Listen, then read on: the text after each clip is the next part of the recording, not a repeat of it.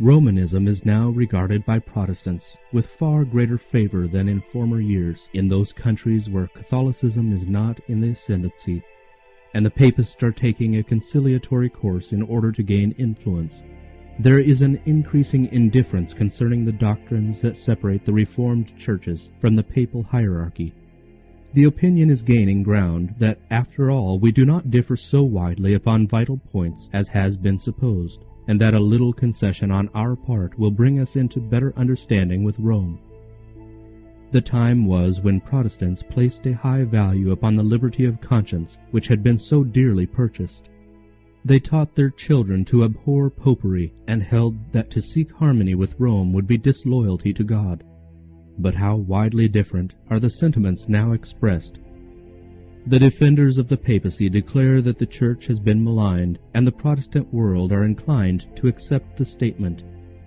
Many urge that it is unjust to judge the Church of today by the abominations and absurdities that marked her reign during the centuries of ignorance and darkness. They excuse her horrible cruelty as the result of the barbarism of the times, and plead that the influence of modern civilization has changed her sentiments. Have these persons forgotten the claim of infallibility put forth for 800 years by this haughty power? So far from being relinquished, this claim was affirmed in the 19th century with greater positiveness than ever before. As Rome asserts that the Church never erred, nor will it, according to the Scriptures, ever err. John L. von Moschein, Institutes of Ecclesiastical History, Book 3, Century 11, Part 2, Chapter 2, Section 9, Note 17. How can she renounce the principles which governed her course in past ages? The Papal Church will never relinquish her claim to infallibility. All that she has done in her persecution of those who reject her dogmas she holds to be right, and would she not repeat the same acts should the opportunity be presented? Let the restraints now imposed by secular governments be removed, and Rome be reinstated in her former power, and there would speedily be a revival of her tyranny and persecution. A well-known writer speaks thus of the attitude of the papal hierarchy as regards freedom of conscience, and of the perils which especially threaten the United States from the success of her policy. There are many who are disposed to attribute any fear of Roman Catholicism in the United States to bigotry or childishness. Such see nothing in the character and attitude of Romanism that is hostile to our free institutions, or find nothing portentous in its growth. Let us then first compare some of the fundamental principles of our government with those of the Catholic Church. The Constitution of the United States guarantees liberty of conscience. Nothing is dearer or more fundamental.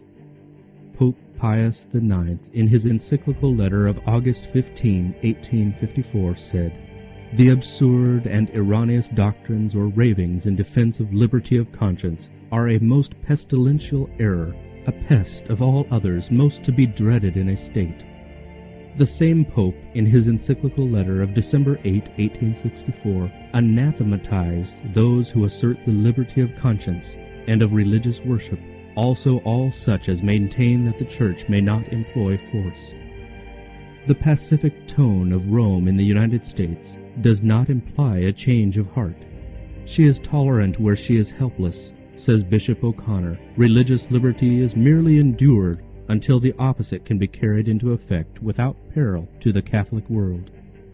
The Archbishop of St. Louis once said, "Heresy and unbelief are crimes, and in Christian countries, as in Italy and Spain, for instance, where all the people are Catholics, and where the Catholic religion is an essential part of the law of the land, they are punished as other crimes." Every cardinal, archbishop, and bishop in the Catholic Church takes an oath of allegiance to the Pope, in which occur the following words: "Heretics, schismatics, and rebels to our said Lord the Pope, or his aforesaid successors, I will to my utmost persecute and oppose." Josiah Strong, Our Country, Chapter 5, paragraphs 2 to 4. It is true that there are real Christians in the Roman Catholic communion. Thousands in that church are serving God according to the best light they have.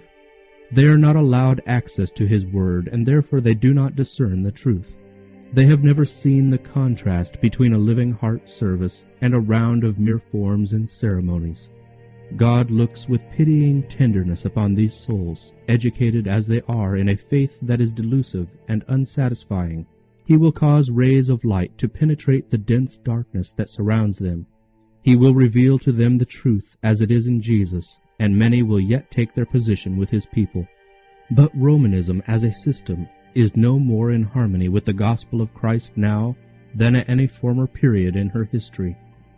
The Protestant churches are in great darkness, or they would discern the signs of the times.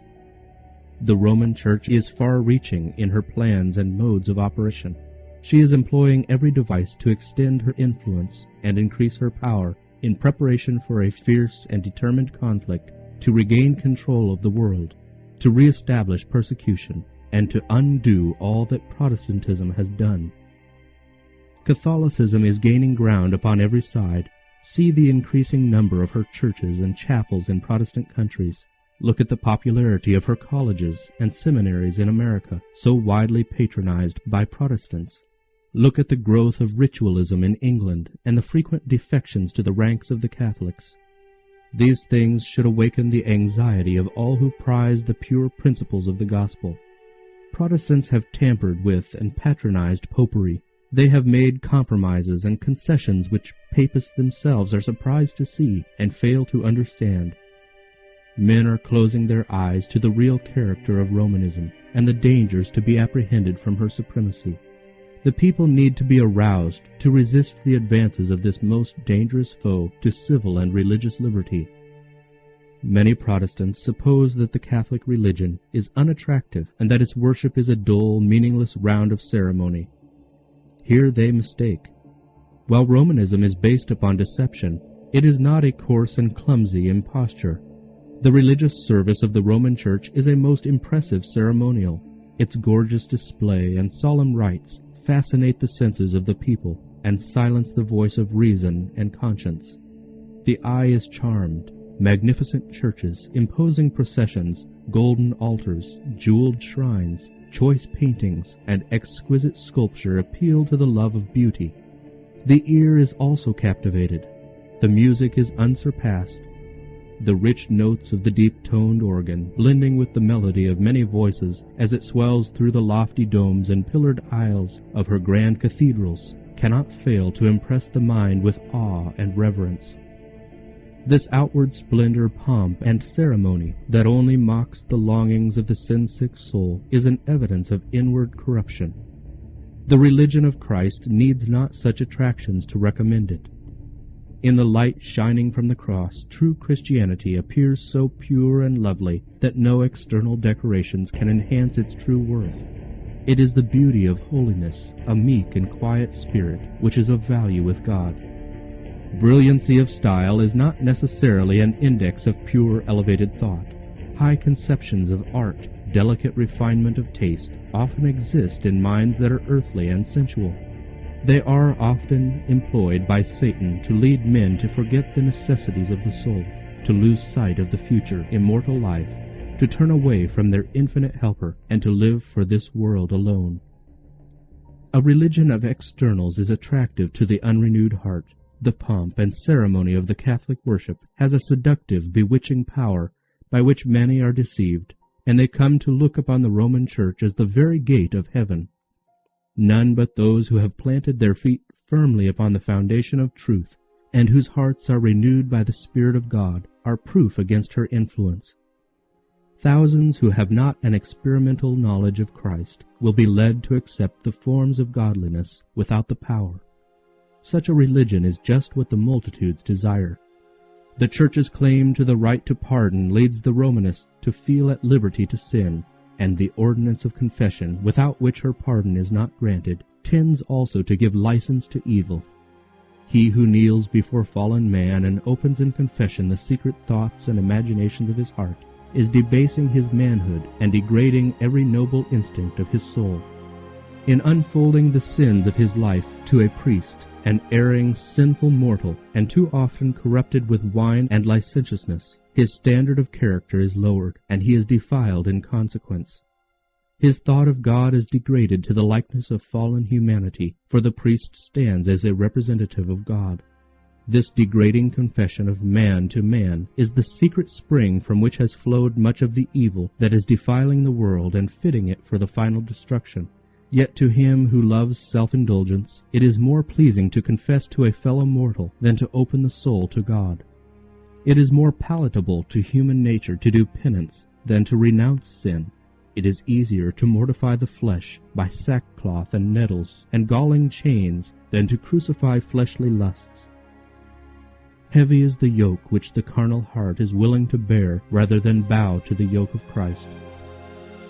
There is a striking similarity between the Church of Rome and the Jewish Church at the time of Christ's first advent.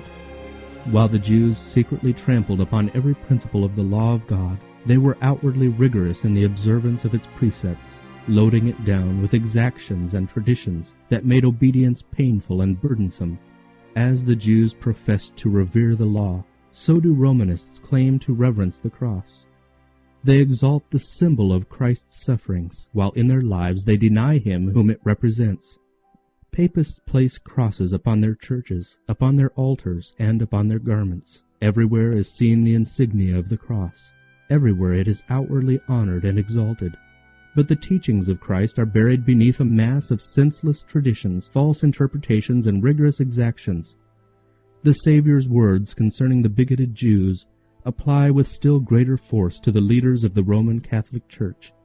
They bind heavy burdens and grievous to be borne, and lay them on men's shoulders, but they themselves will not move them with one of their fingers. Matthew 23:4. Conscientious souls are kept in constant terror, fearing the wrath of an offended God, while many of the dignitaries of the Church are living in luxury and sensual pleasure. The worship of images and relics, the invocation of saints, and the exaltation of the Pope are devices of Satan to attract the minds of the people from God and from his Son. To accomplish their ruin, he endeavors to turn their attention from him through whom alone they can find salvation. He will direct them to any object that can be substituted for the one who has said, "Come unto me, all ye that labor and are heavy laden, and I will give you rest." Matthew 11:28. It is Satan's constant effort to misrepresent the character of God, the nature of sin, and the real issues at stake in the great controversy. His sophistry lessens the obligation of the divine law and gives men license to sin. At the same time, he causes them to cherish false conceptions of God, so that they regard him with fear and hate rather than with love. The cruelty inherent in his own character is attributed to the Creator. It is embodied in systems of religion and expressed in modes of worship. Thus the minds of men are blinded, and Satan secures them as his agents to war against God. By perverted conceptions of the divine attributes, heathen nations were led to believe human sacrifices necessary to secure the favor of deity, and horrible cruelties have been perpetrated under the various forms of idolatry. The Roman Catholic Church, uniting the forms of paganism and Christianity, and like paganism misrepresenting the character of God, has resorted to practices no less cruel and revolting. In the days of Rome's supremacy, there were instruments of torture to compel assent to her doctrines. There was the stake for those who would not concede to her claims. There were massacres on a scale that will never be known until revealed in the judgment. Dignitaries of the Church studied under Satan their master to invent means to cause the greatest possible torture and not end the life of the victim. In many cases, the infernal process was repeated to the utmost limit of human endurance, until nature gave up the struggle, and the sufferer hailed death as a sweet release. Such was the fate of Rome's opponents. For her adherents she had the discipline of the scourge, of famishing hunger, of bodily austerities in every conceivable heart-sickening form. To secure the favor of heaven, penitents violated the laws of God by violating the laws of nature. They were taught to sunder the ties which he has formed to bless and gladden man's earthly sojourn. The churchyard contains millions of victims who spent their lives in vain endeavors to subdue their natural affections, to repress, as offensive to God, every thought and feeling of sympathy with their fellow creatures. If we desire to understand the determined cruelty of Satan, manifested for hundreds of years, not among those who never heard of God, but in the very heart and throughout the extent of Christendom. We have only to look at the history of Romanism. Through this mammoth system of deception, the Prince of Evil achieves his purpose of bringing dishonor to God and wretchedness to man. And as we see how he succeeds in disguising himself and accomplishing his work through the leaders of the Church, we may better understand why he has so great antipathy to the Bible. If that book is read, the mercy and love of God will be revealed. It will be seen that he lays upon men none of these heavy burdens. All that he asks is a broken and contrite heart, a humble, obedient spirit. Christ gives no example in his life for men and women to shut themselves in monasteries in order to become fitted for heaven. He has never taught that love and sympathy must be repressed. The Savior's heart overflowed with love. The nearer man approaches to moral perfection, the keener are his sensibilities, the more acute is his perception of sin, and the deeper his sympathy for the afflicted. The Pope claims to be the vicar of Christ, but how does his character bear comparison with that of our Savior? Was Christ ever known to consign men to the prison or the rack because they did not pay him homage as the King of Heaven? Was his voice heard condemning to death those who did not accept him? When he was slighted by the people of a Samaritan village, the Apostle John was filled with indignation and inquired, "Lord, wilt thou that we command fire to come down from heaven and consume them, even as Elias did?" Jesus looked with pity upon his disciple and rebuked his harsh spirit, saying, "The Son of Man is not come to destroy men's lives, but to save them." Luke 9:54 and 56. How different from the spirit manifested by Christ is that of his professed vicar. The Roman Church now presents a fair front to the world, covering with apologies her record of horrible cruelties. She has clothed herself in Christ-like garments, but she is unchanged. Every principle of the papacy that existed in past ages exists today. The doctrines devised in the darkest ages are still held. Let none deceive themselves. The papacy that Protestants are now so ready to honor is the same that ruled the world in the days of the Reformation, when men of God stood up at the peril of their lives to expose her iniquity. She possesses the same pride and arrogant assumption that lorded it over kings and princes and claimed the prerogatives of God. Her spirit is no less cruel and despotic now than when she crushed out human liberty and slew the saints of the Most High. The papacy is just what prophecy declared that she would be, the apostasy of the latter times, 2 Thessalonians 2, 3, and 4. It is a part of her policy to assume the character which will best accomplish her purpose, but beneath the variable appearance of the chameleon she conceals the invariable venom of the serpent. Faith ought not to be kept with heretics, nor persons suspected of heresy. L'Enfant, Volume 1, page 516. She declares, "Shall this power, whose record for 1,000 years is written in the blood of the saints, be now acknowledged as a part of the Church of Christ?" It is not without reason that the claim has been put forth in Protestant countries that Catholicism differs less widely from Protestantism than in former times. There has been a change, but the change is not in the papacy. Catholicism indeed resembles much of the Protestantism that now exists, because Protestantism has so greatly degenerated since the days of the Reformers. As the Protestant churches have been seeking the favor of the world, false charity has blinded their eyes. They do not see but that it is right to believe good of all evil, and as the inevitable result they will finally believe evil of all good. Instead of standing in defense of the faith once delivered to the saints, they are now, as it were, apologizing to Rome for their uncharitable opinion of her, begging pardon for their bigotry. A large class, even of those who look upon Romanism with no favor, apprehend little danger from her power and influence. Many urge that the intellectual and moral darkness prevailing during the Middle Ages favored the spread of her dogmas, superstitions, and oppression, and that the greater intelligence of modern times, the general diffusion of knowledge, and the increasing liberality in matters of religion forbid a revival of intolerance and tyranny. The very thought that such a state of things will exist in this enlightened age is ridiculed. It is true that great light, intellectual, moral, and religious, is shining upon this generation. In the open pages of God's holy word, light from heaven has been shed upon the world. But it should be remembered that the greater the light bestowed, the greater the darkness of those who pervert and reject it.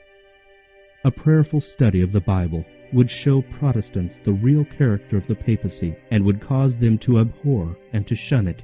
But many are so wise in their own conceit that they feel no need of humbly seeking God, that they may be led into the truth. Although priding themselves on their enlightenment, they are ignorant both of the Scriptures and of the power of God. They must have some means of quieting their consciences, and they seek that which is least spiritual and humiliating. What they desire is a method of forgetting God which shall pass as a method of remembering Him. The papacy is well adapted to meet the wants of all these. It is prepared for two classes of mankind, embracing nearly the whole world, those who would be saved by their merits, and those who would be saved in their sins. Here is the secret of its power. A day of great intellectual darkness has been shown to be favorable to the success of the papacy. It will yet be demonstrated that a day of great intellectual light is equally favorable for its success. In past ages, when men were without God's word and without a knowledge of the truth, their eyes were blindfolded, and thousands were ensnared, not seeing the net spread for their feet. In this generation there are many whose eyes become dazzled by the glare of human speculations, science falsely so called. They discern not the net, and walk into it as readily as if blindfolded. God designed that man's intellectual powers should be held as a gift from his Maker, and should be employed in the service of truth and righteousness. But when pride and ambition are cherished, and men exalt their own theories above the Word of God, then intelligence can accomplish greater harm than ignorance. Thus, the false science of the present day, which undermines faith in the Bible, will prove as successful in preparing the way for the acceptance of the papacy with its pleasing forms, as did the withholding of knowledge in opening the way for its aggrandizement in the Dark Ages. In the movements now in progress in the United States to secure for the institutions and usages of the Church the support of the state, Protestants are following in the steps of Papists. Nay, more, they are opening the door for the papacy to regain in Protestant America the supremacy which she has lost in the Old World. And that which gives greater significance to this movement is the fact that the principal object contemplated is the enforcement of Sunday observance, a custom which originated with Rome, and which she claims as the sign of her authority. It is the spirit of the papacy, the spirit of conformity to worldly customs, the veneration for human traditions above the commandments of God, that is permeating the Protestant churches and leading them on to do the same work of Sunday exaltation which the papacy has done before them. If the reader would understand the agencies to be employed in the soon coming contest, he has but to trace the record of the means which Rome employed for the same object in ages past. If he would know how Papists and Protestants, united, will deal with those who reject their dogmas, let him see the spirit which Rome manifested toward the Sabbath and its defenders. Royal edicts, general councils, and church ordinances sustained by secular power were the steps by which the pagan festival attained its position of honor in the Christian world. The first public measure enforcing Sunday observance was the law enacted by Constantine, A.D. 321. This edict required townspeople to rest on the venerable day of the sun, but permitted countrymen to continue their agricultural pursuits. Though virtually a heathen statute, it was enforced by the emperor after his nominal acceptance of Christianity. The royal mandate not proving a sufficient substitute for divine authority, Eusebius, a bishop who sought the favor of princes, and who was the special friend and flatterer of Constantine, advanced the claim that Christ had transferred the Sabbath to Sunday. Not a single testimony of the Scriptures was produced in proof of the new doctrine. Eusebius himself unwittingly acknowledges its falsity and points to the real authors of the change. All things, he says, whatever that it was duty to do on the Sabbath, these we have transferred to the Lord's day. Robert Cox, Sabbath Laws and Sabbath Duties, page 538. But the Sunday argument, groundless as it was, served to embolden men in trampling upon the Sabbath of the Lord. All who desired to be honored by the world accepted the popular festival. As the papacy became firmly established, the work of Sunday exaltation was continued. For a time the people engaged in agricultural labor when not attending church, and the seventh day was still regarded as the Sabbath.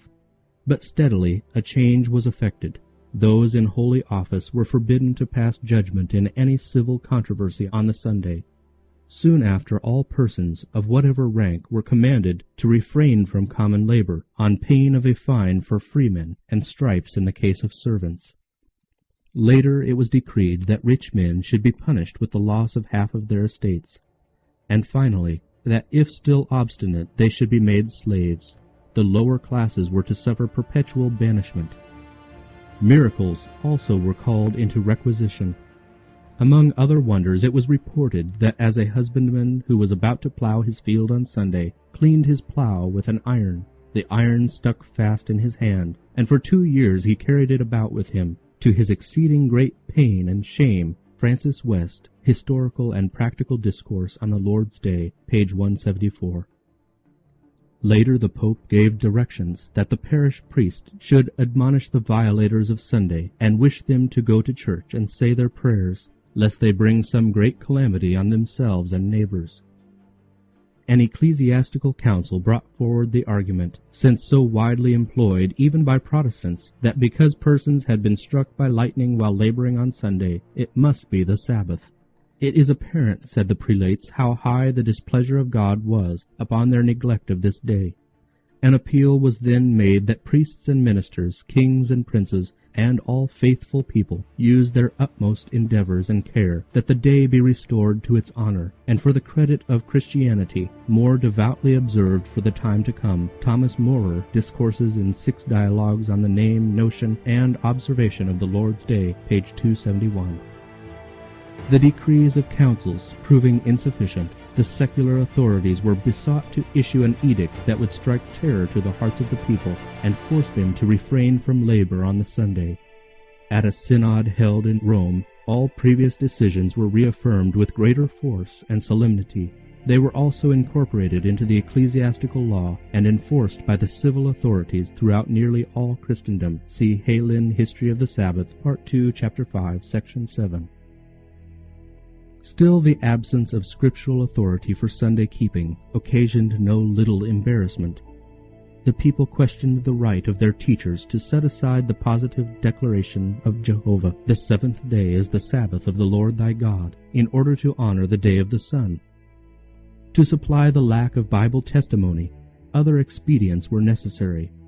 A zealous advocate of Sunday, who about the close of the 12th century visited the churches of England, was resisted by faithful witnesses for the truth, and so fruitless were his efforts that he departed from the country for a season and cast about him for some means to enforce his teachings. When he returned, the lack was supplied, and in his after labors he met with greater success. He brought with him a roll purporting to be from God himself, which contained the needed command for Sunday observance, with awful threats to terrify the disobedient. This precious document, as base a counterfeit as the institution it supported, was said to have fallen from heaven, and to have been found in Jerusalem upon the altar of St. Simeon in Golgotha. But in fact, the pontifical palace at Rome was the source whence it proceeded. Frauds and forgeries to advance the power and prosperity of the Church have in all ages been esteemed lawful by the papal hierarchy. The roll forbade labor from the 9th hour, 3 o'clock, on Saturday afternoon, till sunrise on Monday, and its authority was declared to be confirmed by miracles. It was reported that persons laboring beyond the appointed hour were stricken with paralysis. A miller who attempted to grind his corn saw, instead of flour, a torrent of blood come forth, and the mill wheel stood still, notwithstanding the strong rush of water. A woman who placed dough in the oven found it raw when taken out, though the oven was very hot. Another who had dough prepared for baking at the 9th hour, but determined to set it aside until Monday, found the next day that it had been made into loaves and baked by divine power. A man who baked bread after the 9th hour on Saturday found when he broke it the next morning that blood started therefrom. By such absurd and superstitious fabrications did the advocates of Sunday endeavor to establish its sacredness. See Roger de Hoveden, Annals, Volume 2, pages 528 to 530. In Scotland, as in England, a greater regard for Sunday was secured by uniting with it a portion of the ancient Sabbath. But the time required to be kept holy varied. An edict from the King of Scotland declared that Saturday from 12 at noon ought to be accounted holy, and that no man from that time till Monday morning should engage in worldly business. Maurer, pages 290 and 291. But notwithstanding all the efforts to establish Sunday sacredness, Papists themselves publicly confessed the divine authority of the Sabbath, and the human origin of the institution by which it had been supplanted. In the 16th century, a papal council plainly declared, "Let all Christians remember that the seventh day was consecrated by God, and hath been received and observed, not only by the Jews, but by all others who pretend to worship God, though we Christians have changed their Sabbath into the Lord's Day," pages 281 and 282. Those who were tampering with the divine law were not ignorant of the character of their work. They were deliberately setting themselves above God. A striking illustration of Rome's policy toward those who disagree with her was given in the long and bloody persecution of the Waldenses, some of whom were observers of the Sabbath. Others suffered in a similar manner for their fidelity to the fourth commandment. The history of the churches of Ethiopia and Abyssinia is especially significant. Amid the gloom of the Dark Ages, the Christians of Central Africa were lost sight of and forgotten by the world, and for many centuries they enjoyed freedom in the exercise of their faith. But at last Rome learned of their existence, and the Emperor of Abyssinia was soon beguiled into an acknowledgment of the Pope as the Vicar of Christ. Other concessions followed. An edict was issued forbidding the observance of the Sabbath under the severest penalties. See Michael Geddes, Church History of Ethiopia, pages 311 and 312. But papal tyranny soon became a yoke so galling that the Abyssinians determined to break it from their necks. After a terrible struggle, the Romanists were banished from their dominions, and the ancient faith was restored. The churches rejoiced in their freedom, and they never forgot the lesson they had learned concerning the deception, the fanaticism, and the despotic power of Rome. Within their solitary realm they were content to remain unknown to the rest of Christendom. The churches of Africa held the Sabbath as it was held by the papal church before her complete apostasy. While they kept the seventh day in obedience to the commandment of God, they abstained from labor on the Sunday in conformity to the custom of the church. Upon obtaining supreme power, Rome had trampled upon the Sabbath of God to exalt her own. But the churches of Africa, hidden for nearly 1,000 years, did not share in this apostasy. When brought under the sway of Rome, they were forced to set aside the true and exalt the false Sabbath. But no sooner had they regained their independence than they returned to obedience to the fourth commandment. These records of the past clearly reveal the enmity of Rome toward the true Sabbath and its defenders, and the means which she employs to honor the institution of her creating. The Word of God teaches that these scenes are to be repeated as Roman Catholics and Protestants shall unite for the exaltation of the Sunday. The prophecy of Revelation 13 declares that the power represented by the beast with lamb-like horns shall cause the earth and them which dwell therein to worship the papacy, there symbolized by the beast like unto a leopard. The beast with 2 horns is also to say to them that dwell on the earth that they should make an image to the beast, and furthermore it is to command all, both small and great, rich and poor, free and bond, to receive the mark of the beast. Revelation 13:11-16. It has been shown that the United States is the power represented by the beast with lamb-like horns, and that this prophecy will be fulfilled when the United States shall enforce Sunday observance, which Rome claims as the special acknowledgment of her supremacy. But in this homage to the papacy, the United States will not be alone. The influence of Rome in the countries that once acknowledged her dominion is still far from being destroyed, and prophecy foretells a restoration of her power. I saw one of his heads as it were wounded to death, and his deadly wound was healed. and all the world wondered after the beast. Verse 3. The infliction of the deadly wound points to the downfall of the papacy in 1798. After this, says the prophet, his deadly wound was healed, and all the world wondered after the beast. Paul states plainly that the man of sin will continue until the second advent, 2 Thessalonians 2, 3-8. To the very close of time he will carry forward the work of deception. And the Revelator declares, also referring to the papacy, all that dwell upon the earth shall worship him, whose names are not written in the book of life. Revelation 13:8. In both the Old and the New World, the papacy will receive homage in the honor paid to the Sunday institution that rests solely upon the authority of the Roman Church. Since the middle of the 19th century, students of prophecy in the United States have presented this testimony to the world. In the events now taking place is seen a rapid advance toward the fulfillment of the prediction. With Protestant teachers there is the same claim of divine authority for Sunday keeping, and the same lack of scriptural evidence, as with the papal leaders who fabricated miracles to supply the place of a command from God. The assertion that God's judgments are visited upon men for their violation of the Sunday Sabbath will be repeated. Already it is beginning to be urged, and a movement to enforce Sunday observance is fast gaining ground. Marvelous in her shrewdness and cunning is the Roman Church. She can read what is to be. She bides her time, seeing that the Protestant churches are paying her homage in their acceptance of the false Sabbath, and that they are preparing to enforce it by the very means which she herself employed in bygone days. Those who reject the light of truth will yet seek the aid of this self-styled, infallible power to exalt an institution that originated with her. How readily she will come to the help of Protestants in this work, it is not difficult to conjecture. Who understands better than the papal leaders how to deal with those who are disobedient to the Church? The Roman Catholic Church, with all its ramifications throughout the world, forms one vast organization under the control and designed to serve the interests of the Papal See. Its millions of communicants in every country on the globe are instructed to hold themselves as bound in allegiance to the Pope.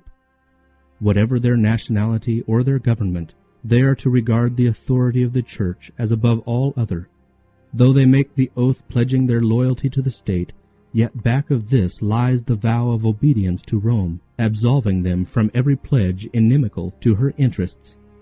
History testifies of her artful and persistent efforts to insinuate herself into the affairs of nations, and having gained a foothold to further her own claims, even at the ruin of princes and people. In the year 1204, Pope Innocent III extracted from Peter II, King of Aragon, the following extraordinary oath: I, Peter, King of Aragonians, profess and promise to be ever faithful and obedient to my Lord, Pope Innocent, to his Catholic successors and the Roman Church, and faithfully to preserve my kingdom in his obedience, defending the Catholic faith and persecuting heretical pravity. John Dowling, The History of Romanism, Book 5, Chapter 6, Section 55. This is in harmony with the claims regarding the power of the Roman pontiff, that it is lawful for him to depose emperors, and that he can absolve subjects from their allegiance to unrighteous rulers. Mosheim, Book 3, Century 11, Part 2, Chapter 2, Section 9, Note 17. And let it be remembered, it is the boast of Rome that she never changes.